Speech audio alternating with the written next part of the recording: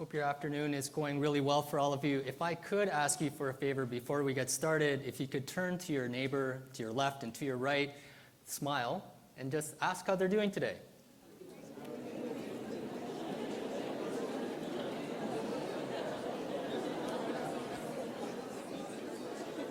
Can I just say, wow, it's really great that you're interacting that much. And can I just say, it's so amazing to see all of you kind of interacting with each other and having that smile. And I hope that that's part of what I'm going to be talking to you a little bit about today. It might seem like a really trivial thing, but one of the things that I've noticed is that kindness is something that can actually be very powerful in terms of the educational experience for undergraduate students here at the university. I've been involved in teaching for over 15 years here at the university, and one of the things that I've learned over this period of time is really we tend to emphasize things like content. We tend to emphasize things like academic rigor, academic integrity. We tend to emphasize things like due dates and deadlines, and these are all really important. And what we're really trying to do through those different types of assessments and exams, those deadlines, those due dates, is really to get students ready for what we call the real world. My question to you, though, is are we getting them ready for the real world? Are those the only values that are important in the real world, or are there other values that are equally important that we should be thinking about? And in that same way, perhaps I can ask you, do you believe that kindness is actually important in the real world? Because I do. I believe that it is important in the real world, and I think that I've been shown kindness throughout my career, and I hope that it is something that we can also espouse in the next generation of our educators and our current students in terms of kindness and what kindness can do. Because kindness has so many powerful impacts on students and their ability to learn as well as to enjoy the educational experience. So I'm a neuroscientist by training, and one of the things that I've learned about over the last 15 years as well is that things like stress, if you were to see someone with stress and a stressful response, you'd be able to pick up on that very, very quickly. And this actually gets transmitted really quickly from one brain to another. So if you saw someone with stress, your brain eventually would also feel that same effect of stress, even though you didn't have that at the outset.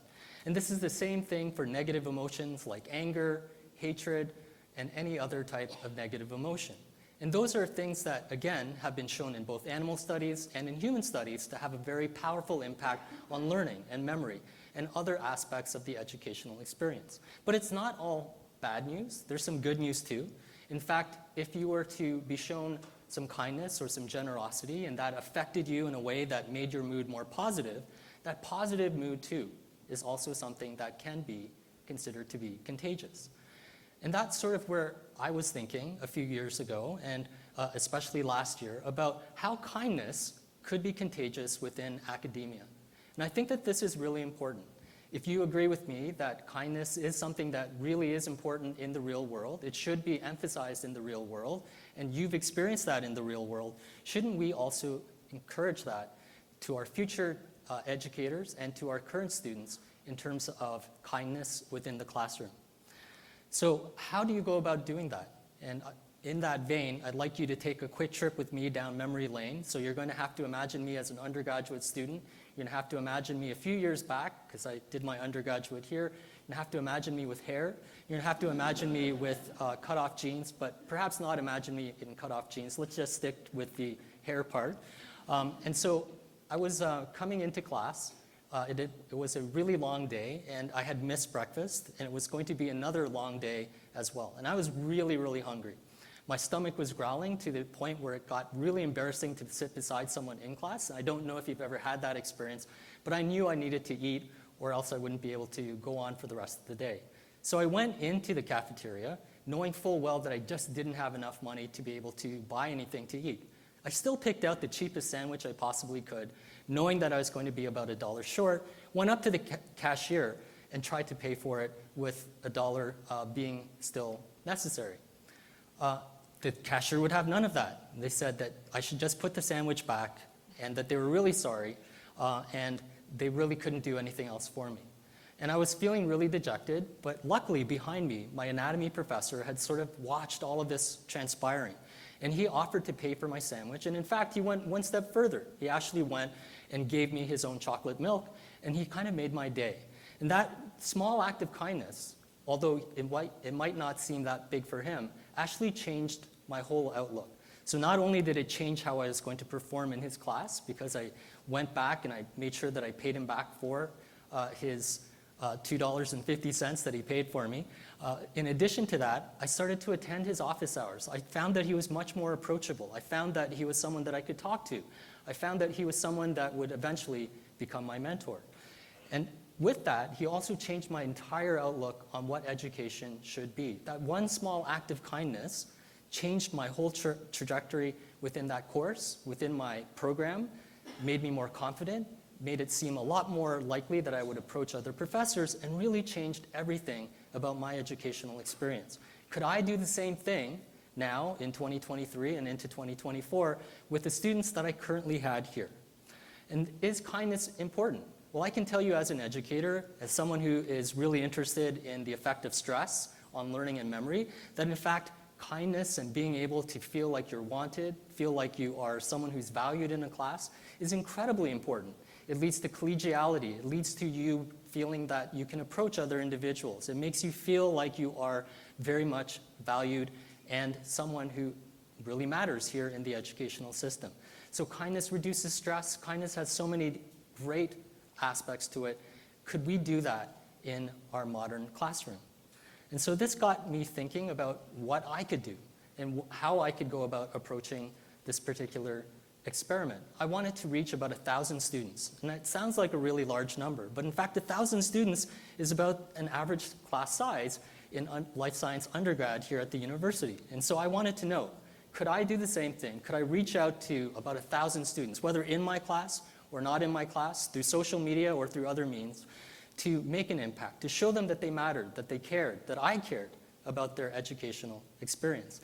And so I sent out those invitations on social media, through my own courses, and through other means to make sure that students would know about this opportunity to have that one-on-one time with me, as well as their cohorts within the different classes. And it was an incredible experience to see all these different students responding in a way to that invitation. So was it something that actually benefited students?